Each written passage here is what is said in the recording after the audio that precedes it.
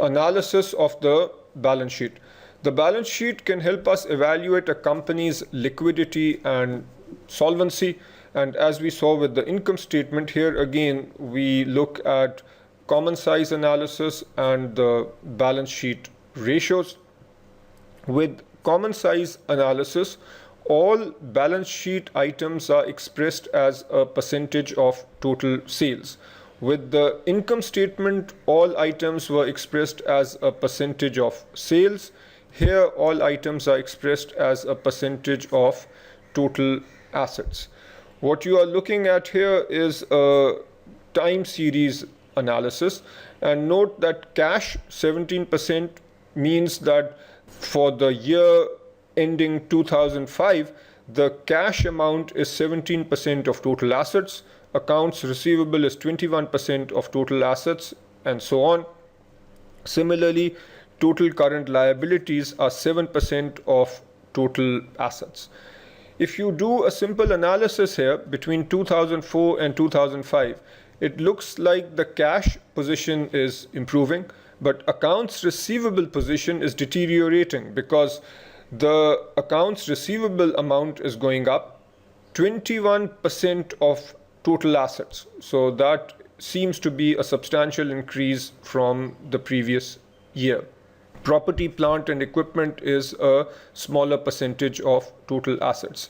Now you need to get into the details to understand how bad this is or what are the reasons for these changes, but effectively looking at these percentages and how they change over time is called time series analysis. The curriculum gives an example of cross-sectional analysis where you are looking at these percentages or ratios for a given period across different companies. So if you have companies A, B and C and you see a cash percentage of 10% here, 20% here and 5% here, and for accounts receivable you might see 20%, 17% and 4%. This is telling you about how these companies are managing themselves. Again, to really understand what is good or bad, you can look at industry averages. Within the industry, you can look at numbers or ratios for the best in class or the best players in the industry, and then decide whether the company you are evaluating is doing well or not. Let's look at some important ratios now. There are two broad categories: the liquidity ratios, which we look at here, and solvency ratios on the next slide. Liquidity ratios tell us about a company's ability to meet current liabilities. There are three important liquidity ratios that you need to know. The one that is quoted most often is the current ratio. This is all current assets divided by current liabilities. Now, you might say that perhaps inventory is not too current. You might have a concern that the inventory might not be sold so easily. Then you can look at a slightly more conservative ratio, which is the quick ratio or the asset test. This looks at the major current assets minus the inventory. So cash, marketable securities and receivables divided by all liabilities. In some finance textbooks, you might actually see current assets minus inventory, but the CFA program curriculum gives us this formula. Now here again, you might say that receivables are not very liquid for a particular company, and then you can go to the most conservative ratio, which is cash and marketable securities divided by current liabilities.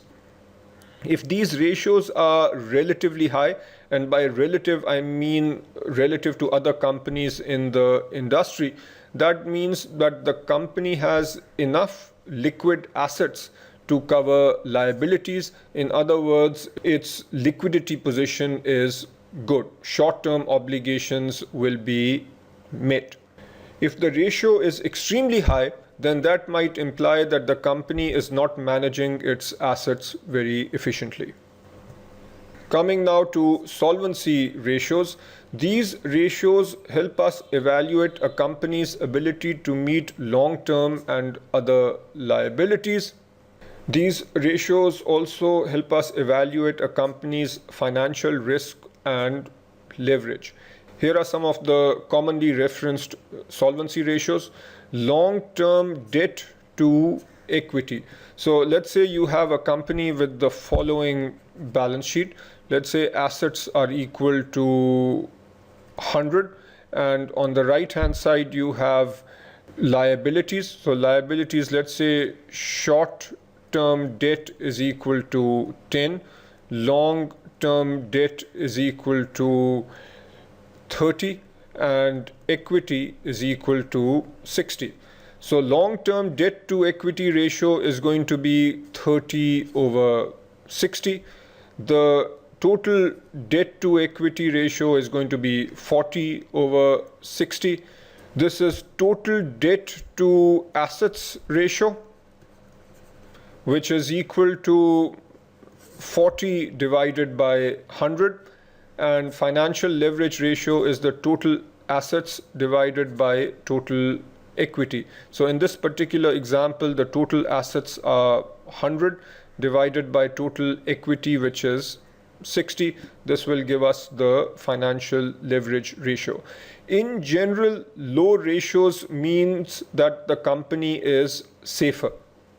In other words, in general, you'll notice that debt is in the numerator. So if the debt number is relatively low compared to either assets or equity, then that means that the leverage is low. Leverage is a measure of how much debt a company has taken on. If the amount of debt is high, then the financial risk is high, because high debt means that a company will have to make interest payments, and those interest payments need to be made no matter what the operating income is. If a company in a given period generates very low operating income, but the debt level is high and the interest expense is high, then obviously the company faces a major financial risk. This last ratio deserves a few more words. Notice that we are dividing assets by equity. So you might think that we don't have any mention of debt over here. To understand this, let's look at a simple example. Say you have two companies, A and B. Both have assets worth 100. For company A, the debt is 20 and equity is 80. Whereas for company B, the debt is 80 and the equity is 20. If you look at the financial leverage ratio for A, it is assets 100 divided by equity. So this would be 100 over 80. Whereas for company B, it is going to be 100 divided by 20, which is equal to 5. So notice that debt is automatically considered. This ratio of 5 is much higher than the ratio of 1.25 over here. A high leverage ratio means a very high level of debt and hence high financial risk. A few general remarks now about ratio analysis. Ratio analysis requires judgment. For example, we've talked about the current ratio, which is only a rough measure of liquidity. You might come up with current assets over current liabilities equal to 1.2, and you might conclude naively that we have enough assets to cover liabilities. However, on deeper analysis, you might realize that both the inventory and accounts receivables are not really very liquid. So the point here is that you need to do more analysis and rely on some judgment to really understand whether this ratio is safe or not. And you need to evaluate ratios in the context of the company's industry as well as the particular situation of that particular company. You should also recognize that ratios are sensitive to end of period financing and operating decisions. Obviously, ratios are created based on numbers on the balance sheet. Balance sheet numbers are reported based on the last day of operating period. Now, if a few days before that last day, a company sells a major piece of equipment and cash goes up, Now, the company has sold a long-term asset, cash has gone up, so it might seem that the current ratio has become a whole lot better. But perhaps the company has compromised its ability to generate cash flow in the future. Or a company might have done a major financing operation which increases long-term liabilities and short-term cash, or increases cash. That might make your liquidity ratios look much better than they might have been for most of the year. So as an analyst, you need to understand exactly what's going on.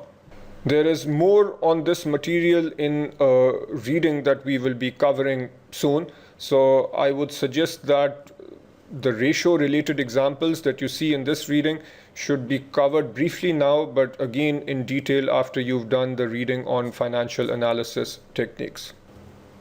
So that brings us to the end of this reading. A brief summary. You need to understand the major current and non-current assets. One of the most important items to understand is the categorization of financial assets, the held for trading, held to maturity, and AFS.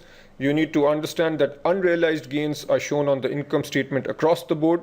For held for trading and AFS, the financial assets are shown at current fair value on the balance sheet.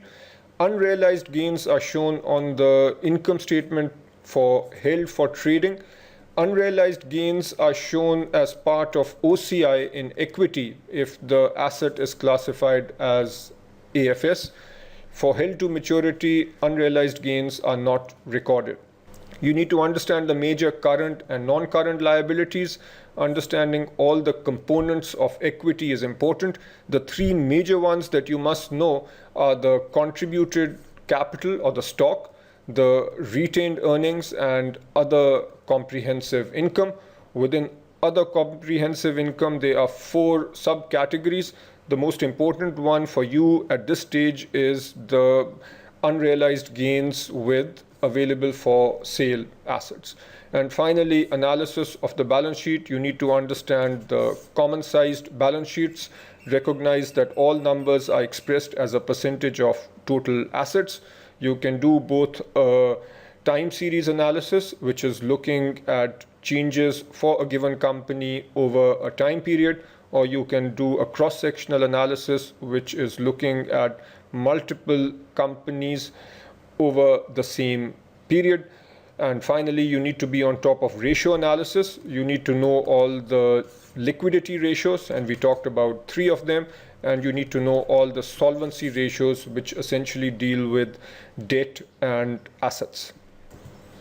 As always, read the summary, review the learning objectives, do the examples to whatever extent possible. If the example seems very long, don't get hung up over the examples. The questions on the exam tend to be shorter. Spend a lot of time on the practice problems. They are very good, but as always, not quite enough. So if you can do practice questions from other sources, that will be very good for you. That is it.